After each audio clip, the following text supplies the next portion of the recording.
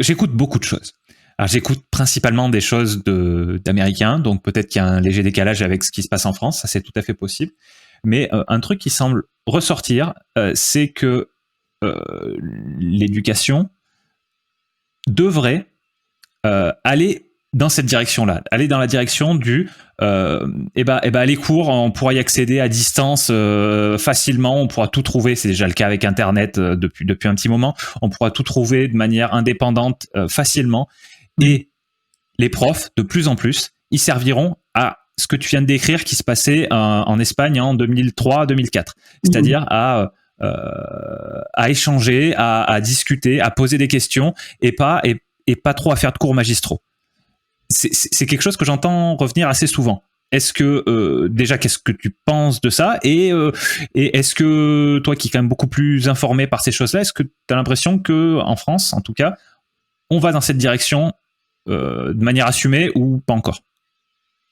Alors, y a plusieurs questions dans tes propos. Bon, il est indéniable que le contexte aujourd'hui de l'apprentissage, de l'enseignement, il est très différent avec l'avènement des réseaux sociaux, de toutes les sources d'information.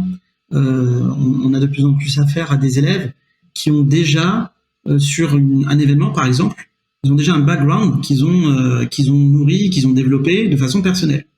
Alors avec des éléments qui peuvent être pertinents, ou des éléments qui peuvent être complètement falsifiés ou complètement modifiés, très éloignés de la vérité historique, on va dire.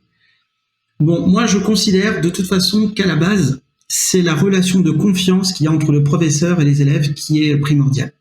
Donc, je pense que avec ce raisonnement-là, si tu as affaire à un prof qui baigne dans une relation de confiance totale avec un groupe d'élèves assidus, qui ont soif de connaissances et qui veulent donc provoquer même l'échange avec le prof, on peut varier les pratiques pédagogiques. Mais je crois que ce que tu évoques, je ne pense pas que ça soit adapté à tous les profils d'enseignants et à tous les profils d'étudiants, à tous les profils d'élèves. Donc, j'ai presque envie de te dire, ça dépend à la fois des disciplines, des personnalités, c'est au cas par cas. Moi, je le pratique. Pour certains groupes d'élèves, je le pratique. Pour d'autres, je suis plus rassuré avec une façon plus magistrale de poser mon cours. Mais maintenant, est-ce qu'en France, on suit ce chemin ?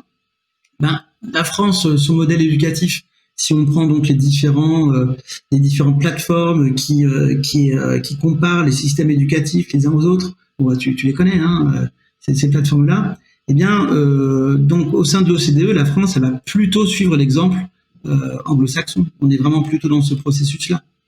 La dernière réforme du lycée, par exemple, elle propose aux élèves qui sortent de seconde, qui entrent en première, ils doivent choisir 3 matières fortes.